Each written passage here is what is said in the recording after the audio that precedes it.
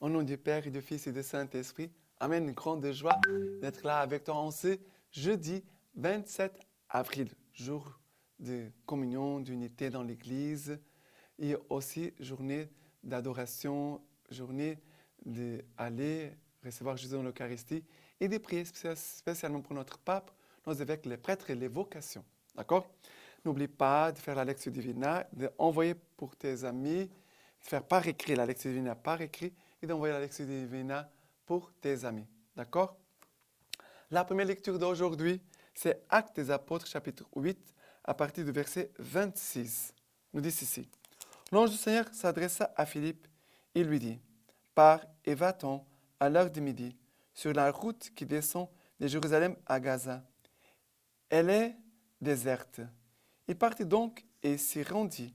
Justement, un Éthiopien, un eunuque, haut fonctionnaire de Cadence, reine d'Éthiopie, et surintendant de tous ses trésors, qui était venu en pèlerinage à Jérusalem, s'en retournait, assis sur son char, en lisant les prophètes Ésaïe.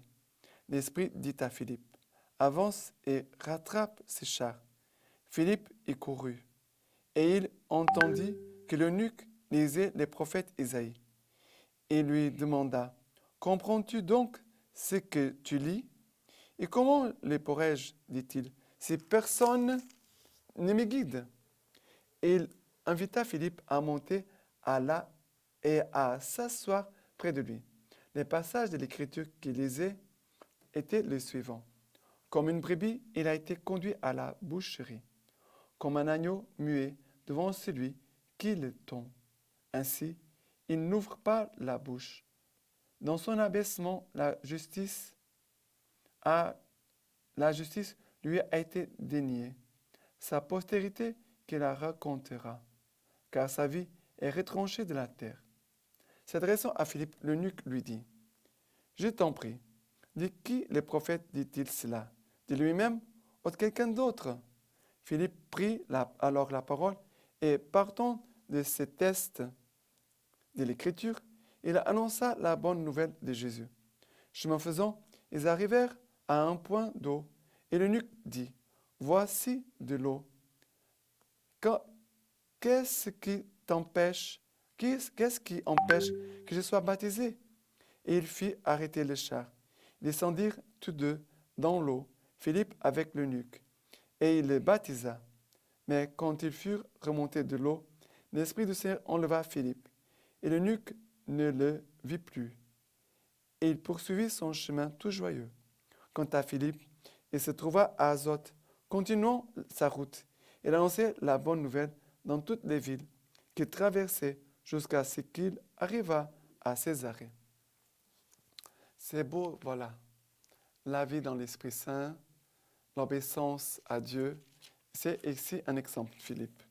Jésus va dire, pars et va-t'en à l'heure du midi, ça veut dire la grande chaleur, sur la route qui descend de Jérusalem à Gaza, Dieu dit clairement où il doit y aller. Elle est déserte. Oh mon Dieu, tu m'envoies pour prêcher pour les pierres, Seigneur. Mais la parole de Dieu dit qu'il partit donc et s'est rendu. Philippe ne discute pas, il obéit promptement à la parole du Seigneur. Il y va.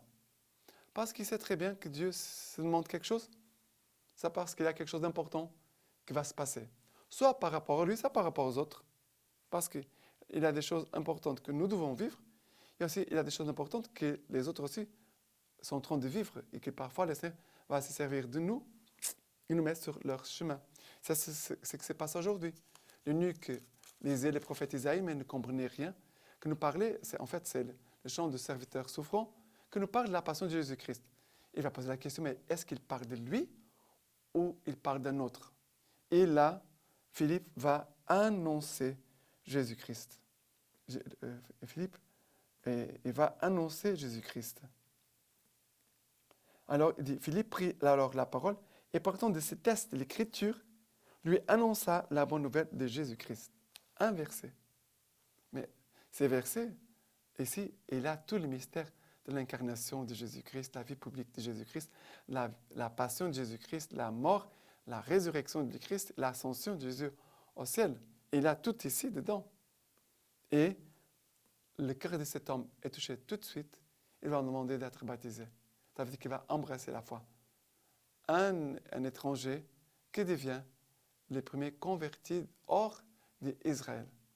Voilà, ici, c'est les premiers, on pourrait dire après, les premiers étrangers hors du pays d'Israël, que maintenant, il est éthiopien, va embrasser la foi. C'est magnifique. La foi, après la terre d'Israël, va arriver en premier lieu où? En Afrique. Voilà la bonne nouvelle qui entre en Afrique. Quelle joie pour nous tous. Maintenant, les psaumes d'aujourd'hui, c'est le psaume 66. Le psaume 66, à partir du verset 8. Peuple, bénissez notre Dieu. Faites retentir sa louange. Lui qui rend notre âme à la vie et préserve nos pieds de faux pas. Venez écouter que je raconte, vous tous les craignants Dieu, ce qu'il a fait pour mon âme.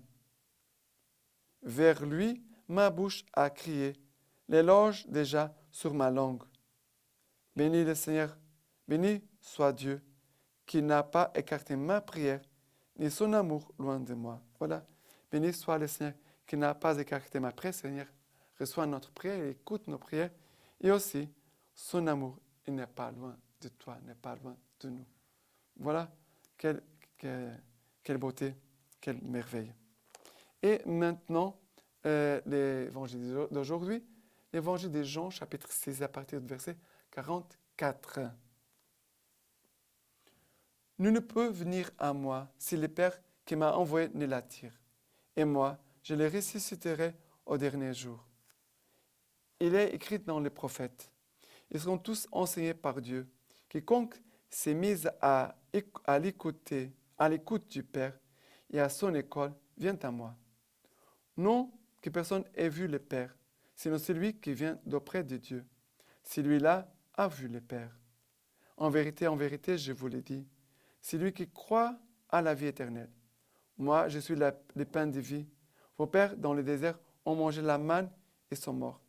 Ce pain est celui qui descend du ciel, pour qu'on le mange et ne meure pas. Moi, je suis le pain vivant, descendu du ciel. Si quelqu'un mange ce pain, il vivra pour toujours.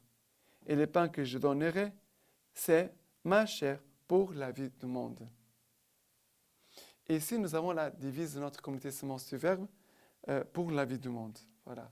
C'est en fait la devise de notre père évêque, le garant de notre communauté Semence du Verbe, Monseigneur Alberto. Sa devise, c'est pour le pain que je donne, c'est ma chair pour la vie du monde. C'est vraiment ces versets que Jésus, le pain que je donnerai, c'est ma chair pour la vie du monde. Et nous sommes Semence du Verbe pour la vie du monde. Ça veut dire que notre vie, elle est offerte avec Jésus pour que le monde trouve la vie, pour que le monde puisse avoir la vie du Christ. Mais faites attention, parce qu'ici Jésus va dire, en vérité, je vous le dis, celui qui croit à la vie éternelle, moi, je suis le pain de vie, je suis le pain de vie. Jésus, il est vraiment le visage du Père. Et c'est lui qui contemple Jésus dans l'adoration, dans l'Eucharistie, qui contemple même la croix, le crucifix. Il va contempler le visage du Père aussi. Et Jésus va dire, non que personne ait vu le Père, sinon celui qui vient d'auprès de Dieu. Celui-là a vu le Père. Jésus a vu le Père. Et Jésus veut vraiment nous donner la foi dans la vie éternelle. Jésus dit, c'est lui qui croit à la vie éternelle. Et je suis le pain de vie. Le pain de vie, c'est l'Eucharistie, c'est ce pain de l'immortalité, la vie éternelle. Mais Jésus veut aujourd'hui nous dire quelque chose pour notre foi, mais aussi quelque chose de bien concret, bien précis pour nous. Quiconque s'est mis à l'écoute du Père et à son école vient à moi. Ces versets, c'est très important. Celui qui écoute la parole de Dieu vient vers le Père, vient vers Jésus-Christ. Voilà. Écoutons la parole de Dieu. Gardons la parole de Dieu. Mettons la parole de Dieu en pratique. Aimons la parole de Dieu et proclamons, annonçons la parole de Dieu. D'accord? Et maintenant, la lecture patristique d'aujourd'hui de Sainte Irénée. Sa chair ne peut être sauvée, alors le Seigneur ne nous a pas rachetés par son sang. La coupe de l'Eucharistie n'est pas communion à son sang, ni le pain que nous rompons communion à son corps. Car le sang n'en est pas, s'il ne vient des veines, des chairs et du reste de la substance humaine. Et c'est pour être vraiment devenu cela que le Verbe de Dieu nous a rachetés par son sang. Si la coupe qui a été mélangée et si le pain qui a été fait reçoivent le Verbe de Dieu et deviennent l'Eucharistie du sang et du corps du Christ, qui fortifie et affermit notre substance, comment peut-on dire que la chair est incapable de recevoir le don de Dieu, qui est la vie éternelle, alors qu'elle est nourrie par le sang et le corps du Christ?